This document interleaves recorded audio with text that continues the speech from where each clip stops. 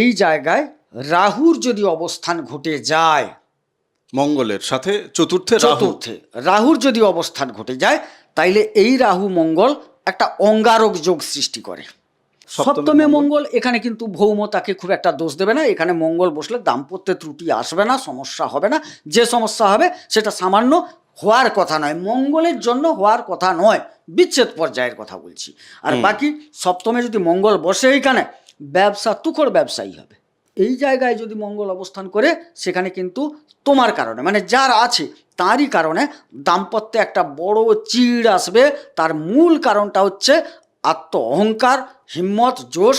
আমি পারি, তুমি কিছু জানো না, তুমি অপদার্থ, আমি পারি, আমার খাচ্ছ, আমার পড়ছ, আমাকে চোখ রাঙাচ্ছ, ইত্যাদি ইত্যাদি যাবতীয়, মানে টেনে এনে ঝগড়া করা।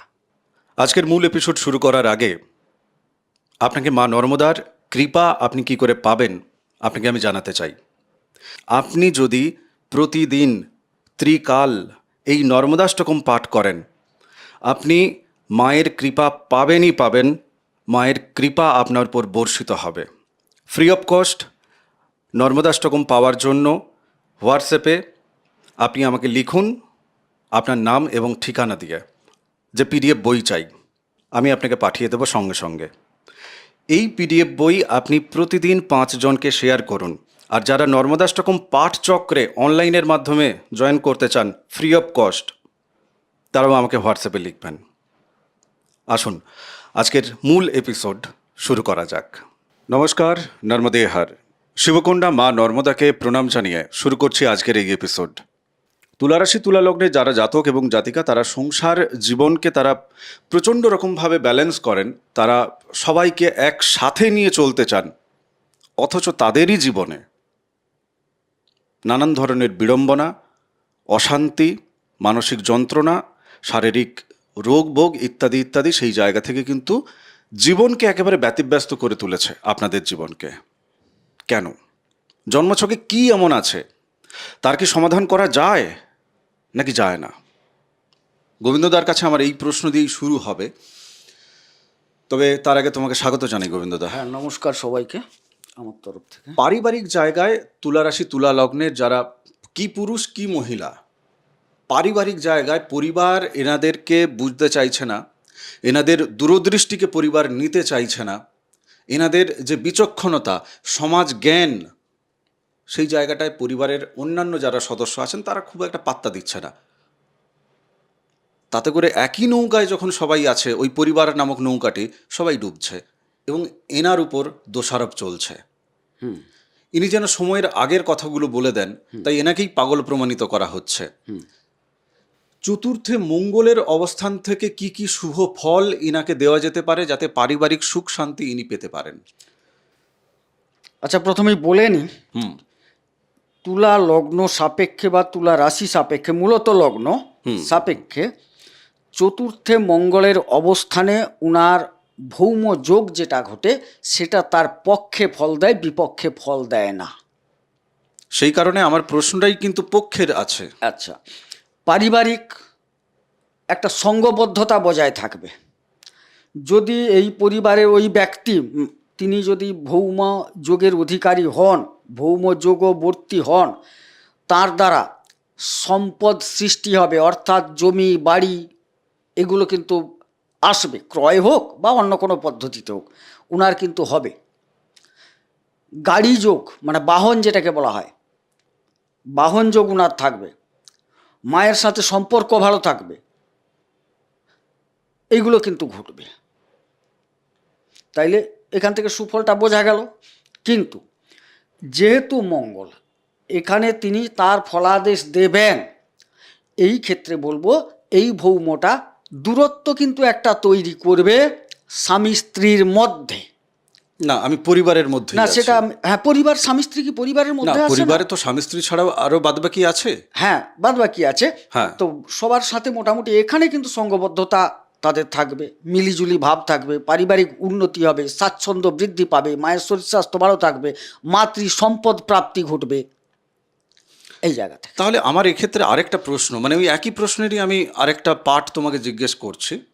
চতুর্থে মঙ্গল আছে, তার জীবনেও আমি এই যে পারিবারিক যে অশান্তি, পারিবারিক যে তোমার উত্তরের সাথে কিন্তু রিয়েলিটি মিলছে না। কেন মিলছে না আমি সেটাও রাখছি তোমার কাছে, কেননা আমি বেকার তোমাকে এক্ষেত্রে বিড়ম্বনায় ফেলাতে চাই না। আমি দেখছি যে চতুর্থে মঙ্গলের সাথে ওখানে অন্য গ্রহ বসে আছে। তো তাহলে মঙ্গল ওনার পক্ষে তখন সেই মঙ্গলজনক ফলটা দেওয়া কেন অসুবিধা হয়ে যাচ্ছে? এইখানে যদি বলি, এই জায়গায় রাহুর যদি অবস্থান ঘটে যায়, মঙ্গলের সাথে চতুর্থে রাহু, চতুর্থে রাহুর যদি অবস্থান ঘটে যায়, তাইলে এই রাহু মঙ্গল একটা অঙ্গারক যোগ সৃষ্টি করে। মানে যা কিছু দেখবে ছাই। অঙ্গারক মানে তো আংরা, আগুনের ব্যাপার। আগুনটাকে জ্বালালে যে পড়ে থাকে কালো পদার্থ, অঙ্গার বলে সেটাকে, তার কোনো মূল্য নেই। সেই জিনিসটি তৈরি করে, অর্থাৎ অঙ্গারক যোগ মানে পুরো জায়গাটাকে পুড়ে ছারখাড় করে দিল। এই জায়গায় কালপুরুষ চক্রে রাহু নিচস্থ অবস্থায় একটা ফল দেন নিজ জায়গায় ধনুতে, কিন্তু কিন্তু যদি আর একটা জায়গা বাছা হয় যে কোন জায়গাটায় আর খারাপ ফল দেন, সেটা হচ্ছে মকরে। আচ্ছা, প্রবল মারক। আচ্ছা, আরও একটা মজার খেলা কি জানো? হ্যাঁ, আচ্ছা, কে নিজেকে মারে গ্রহদের মধ্যে? আমাদের তো 9টা গ্রহ, 9টা গ্রহের জন্য কারুর 2টো ঘর, কারুর একটা ঘর, এরকম সূচিত আছে। যেরকম রবির একটি ঘর সুনির্দিষ্ট, চন্দ্রের একটি ঘর সুনির্দিষ্ট, কিন্তু শনির 2টো ঘর, শুক্রের 2টো ঘর, বুধের 2টো ঘর, প্রত্যেকের 2টো করে আছে। কেবলমাত্র রাহু কেতুর কোনো ঘর নেই। এবারে একমাত্র শনি, যেটা নিয়ে আমাদের এই যে চতুর্থ নিয়ে আলোচনা হচ্ছে, এটা মকর। এই জায়গায় শনি তার নিজেই নিজের মারক। সুতরাং এই জায়গায় যদি শনি চলে আসে, তখন কি হবে? এটা নিজের ঘর কিন্তু নিজে মারক। না, শনি ওখানে নেই, ওখানে মঙ্গল বসে আছে। শুধু মঙ্গল যদি থেকে থাকে, তাইলে কোনো খারাপ হচ্ছে না। তাইলে আমাকে এখানে খুব বিবেচনা করে দেখতে হবে, মঙ্গল নবতারা চক্রে বদতারা, প্রত্যারিতারা মানে নিধন তারা একদম এই তাই। জায়গায় কোথাও বসে আছে, অথবা রাহু দ্বারা দৃষ্ট, রাহু দ্বারা দৃষ্ট, এবং মঙ্গল ডিগ্রিগতভাবে বাল্যে আছেন, বালক, বালক অবস্থা। হ্যাঁ, বালকে আছেন, অর্থাৎ 5 ডিগ্রির মধ্যে তিনি অবস্থান করছেন। তিনি শক্তিহীন, থাকছেন উচ্চে কিন্তু শক্তিহীন। তিনি শক্তিহীন, অথচ তার যে অপোজিশন রাহু কোনো দুস্থান থেকে তীব্র দৃষ্টি দিচ্ছে শক্তিশালী অবস্থায় থেকে, তখন মঙ্গল পীড়িত হয়ে যাচ্ছে। এর সমাধান কি? এখানে কুণ্ডলিটাকে দেখতে হবে, কার কতটা, এই যে বললাম এতগুলো, তিনি কত ডিগ্রিতে আছেন, ইনি কত ডিগ্রিতে আছেন, ইনি কোন তারায় আছেন, মানে মঙ্গল। আচ্ছা, সেটা দেখতে হবে। কোনো শুভগ্রহের দৃষ্টি আছে কিনা এখানে দেখতে হবে। সবগুলো বিবেচনা করে সিদ্ধান্ত নিতে হবে। তবে এখানে যদি চতুর্থে যদি মঙ্গল থাকে, অবশ্যই সমাধান করা যায়, অবশ্যই। আপনার কথার রেস্ট ধরে আমি একটু লগ্নের জায়গায় চলে যাই। হ্যাঁ, মন এবং শরীরের জায়গাটা জানবো। তার পাশাপাশি যেহেতু সপ্তমের সাথে দৃষ্টি বিনিময় হচ্ছে, তুমি একই সাথে 7-এর যে ঘরটা, 7th হাউস, তুমি সেটা নিয়েও বলতে পারো। যেহেতু দৃষ্টি বিনিময় চলছে, তাহলে ওটা একসাথে করে নিতে হবে আমাদেরকে বোঝার সুবিধার্থে। তুমি সেটা যেতে পারো। আচ্ছা, এই লগ্নে বা রাশিতে তুলায় যদি মঙ্গল বসে, এখানে কিন্তু শুভ ফল দেবে না। আচ্ছা, আচ্ছা, এইখানে শরীর স্বাস্থ্যের কিছু অবনতি ঘটাবে ও মঙ্গলের দশা, অন্তর্দশাকালে, প্রত্যন্তর্দশাকালে। আচ্ছা, ব্যক্তিত্বের প্রকাশ বিকাশে বাধা দেবে। যেমন যেরকম তোমার একটা তো নিজস্ব ক্রিয়াকর্ম আছে, তুমি এখানে কি করো, একটা এপিসোড তুমি তৈরি করো, মানুষের মাঝখানে যায়, মানুষ তোমাকে গ্রহণ করেছে, সেই সময় তোমাকে মানুষ গ্রহণ করবে না। মানে জাতক এবং জাতিকা তিনি যা কাজ করুন না কেন, তিনি সেক্ষেত্রে তার সম্মান বলো, তার দাম পাওয়া বলো, ভ্যালিডেশন পাওয়া বলো, মানে সেই জায়গাটা পাবে না, মানে প্রশংসাও পাচ্ছে না। নিদেন পক্ষে আপনি যা কাজ করছেন সেখান থেকে কোনো ফল আসছে না, বরং ফল হচ্ছে, সমালোচনা করবে লোকে। ছোটখাটো অ্যাক্সিডেন্ট, রক্তপাত যোগ আসবে, মঙ্গল ঘটিত কিছু রোগের সৃষ্টি হবে ওখানে। মঙ্গল যদি আরো খারাপ তারা পেয়ে যায়, তাইলে তো কথা নেই। মানে রামের রক্ষে নেই, সুগ্রীব দোসর, খারাপ তারা পেয়ে গেল, তাইলে সমস্যা। এই জায়গায় যদি মঙ্গল অবস্থান করে, এই জায়গায় 2টো জিনিস আছে। এই জায়গায় যদি মঙ্গল অবস্থান করে, সেখানে কিন্তু তোমার কারণে, মানে যার আছে তারই কারণে দাম্পত্যে একটা বড় চিড় আসবে। তার মূল কারণটা হচ্ছে আত্ম অহংকার, হিম্মত, জোশ। আমি পারি, তুমি কিছু জানো না, তুমি অপদার্থ, আমি পারি, আমার খাচ্ছ, আমার পড়ছ, আমাকে চোখ রাঙাচ্ছ, ইত্যাদি ইত্যাদি যাবতীয় মানে টেনে এনে ঝগড়া করা, এই প্রবণতা দাঁড়িয়ে যাবে। দেখো, তুমি একটা কথা বলছো যেখানে জাতক জাতিকা যারা দেখছেন, আই থিঙ্ক তাদের খুব একটা মিষ্টি লাগছে না। কেননা তুমি জাতক এবং জাতিকা যারা আজকের প্রোগ্রাম দেখছে, তুমি তাদেরকে দোষারোপ করছো। মানে দোষারোপ বলতে কি, যে তুমি তাকে সত্যিটা দেখাচ্ছ, আয়না দেখাচ্ছ, যে আপনার জন্মছকে আছে, মানে আপনার কারণেই ওই ঝামেলাগুলো হচ্ছে। কিন্তু মানে বেশিরভাগ যেটা শুনতে মানুষ ভালোবাসেন সেটা হচ্ছে যে না, আপনি ঠিক আছেন, আপনি আমার থেকে রেমেডিটা নিয়ে নিন, আপনি আমাকে ফিজটা দিয়ে দিন, আপনার প্রশংসা আমি করে দিচ্ছি, আপনার দোষটা আমি ধরবো না। অথচ তাহলে আপনি রেমেডি নিয়ে নিন এটা কেন বলে? আমার না এটা ঠিক মাথায় ঢোকে না। সত্যি কথা সত্যিভাবে রাখতে কি সমস্যা আছে? এটা বাঙালির একটা কথা আছে ভাই, হ্যাঁ। শুনতে খারাপ লাগে, নিজের ছেলেটা ভালো, পরের বউটা ভালো। পরিষ্কার কথা, নিজের বউটা কোনো কালে ভালো নয়। বা নিজের স্বামীটা ভালো না। হ্যাঁ, মানে নিজের ছেলেটা ভালো, পরের বউটা ভালো। নিজের ছেলেটা ভালো, পরের স্বামীটা ভালো। এটা হচ্ছে আমাদের একটা চারিত্রিক বৈশিষ্ট্য হয়ে গেছে। না, এটা একটা শর্টকাট। মানে ক্লায়েন্ট যারা হচ্ছে তাদের বেশ মিষ্টি মিষ্টি লাগে, তারা মনে করে যে বাহ, আমাকে প্রশংসা করছে। ধরো কারো সপ্তমে মঙ্গল আছে, হ্যাঁ, চরিত্রটা পাল্টে যাবে একদম। তুমি একসাথে করতে বলছিলে তো, হবে না। না ঠিক আছে, তুমি বলো। সপ্তমে মঙ্গল, এখানে কিন্তু ভৌম তাকে খুব একটা দোষ দেবে না। এখানে মঙ্গল বসলে দাম্পত্যে ত্রুটি আসবে না, সমস্যা হবে না। যে সমস্যা হবে সেটা সামান্য, হওয়ার কথা নয়, মঙ্গলের জন্য হওয়ার কথা নয়, বিচ্ছেদ পর্যায়ের কথা বলছি। আর বাকি সপ্তমে যদি মঙ্গল বসে এইখানে, ব্যবসা তুখর ব্যবসায়ী হবে, পরাক্রমিতার সাথে ব্যবসা হ্যাঁ করবে। অবশ্যই। আরও যদি মঙ্গল রিলেটেড ব্যবসা সেগুলো করে, তাইলে ভালো ব্যবসা হবে।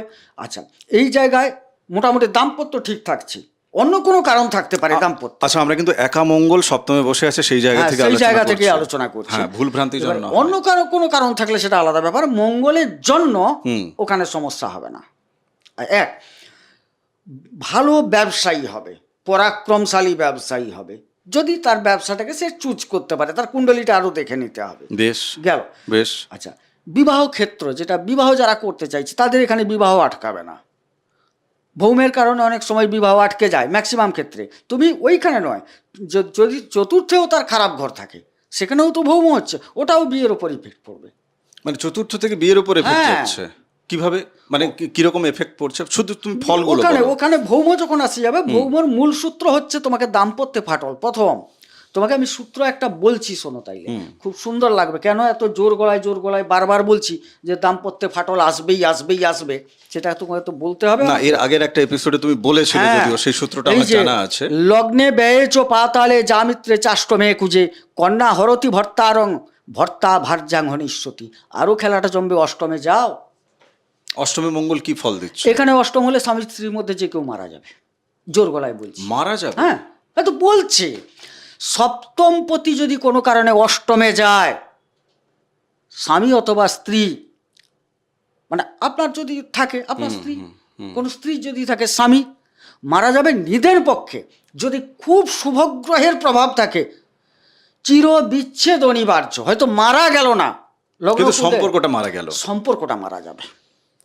ধ্বংস, ক্ষয়ক্ষতি, অপবাদ, অপযশ, প্রাপ্তিতে বাধা। এখানে দেখো বৃষে ঘটে গেছে অষ্টম।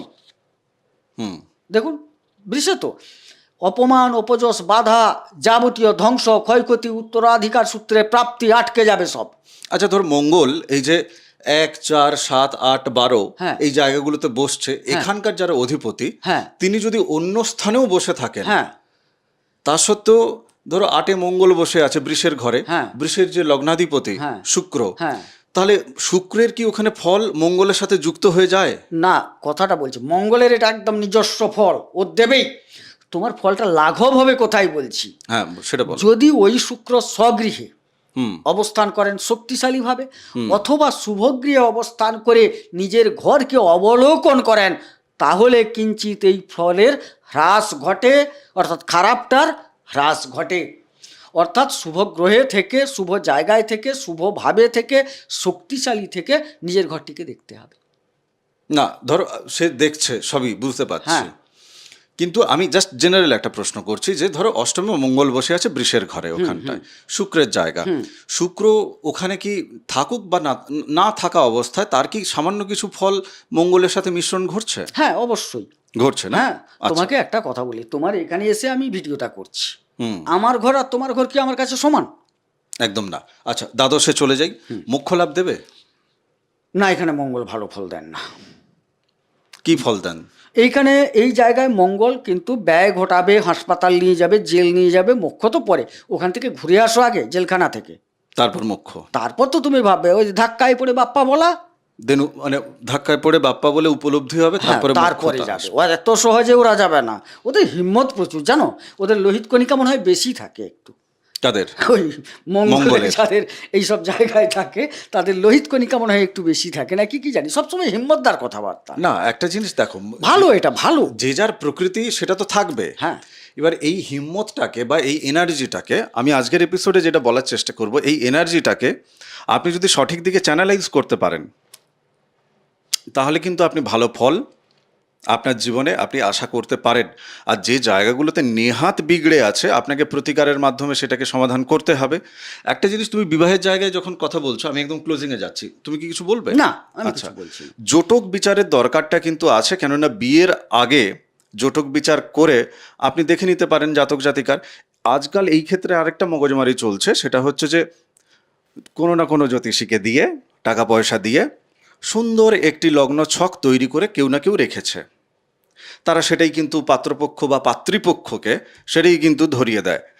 আমরা এখানে জটক বিচারের ক্ষেত্রে যেটা চাই সেটা হচ্ছে যে হাতের ছবি। অনেক প্রেমিক প্রেমিকা তারা যোগাযোগ করেন, অনেক পরিবার তারা যোগাযোগ করেন, আমরা দুই পক্ষের হাতের ছবি চাই। যত সময় হাতের ছবি না আসে তার বুকিং আমরা কমপ্লিট করি না, ওই টাকা আমাদের লাগবে না। আমরা কাউকে ফ্রিতেও যেমন সার্ভিস দিই না, আর যদি সার্ভিস দেবো তো যা নিয়ম আছে সেই নিয়মের জায়গা থেকে দেব। ঠিক আছে? তপভূমি নর্মদা, মা নর্মদার মাহাত্ম্য কথা একদম ফ্রি, আপনি শুনতে থাকুন, আপনার ফ্রি টাইমেই শুনুন। ফ্রিতে আপনার ফ্রিটা কেটে যাবে না, আপনি অনেক কিছু উপলব্ধি, অনেক কিছু আশীর্বাদ কৃপা মায়ের কাছ থেকে আপনি অবশ্যই পাবেন। অনেক ভাবনার স্রোত আপনার ভেতর ঢুকবে যা আপনার জীবনকে পূর্ণতার দিকে এগিয়ে নিয়ে যাবে। আগামী এপিসোডে দেখা হচ্ছে। আজকের এই প্রয়াসটাকে আপনি একটু পূর্ণ করতে পারেন আমাদের চ্যানেলটাকে সাবস্ক্রাইব করে। ভালো থাকুন, সুস্থ থাকুন, ভক্তির পথে থাকুন। নমস্কার। নর্মদে হার। নর্মদে হার।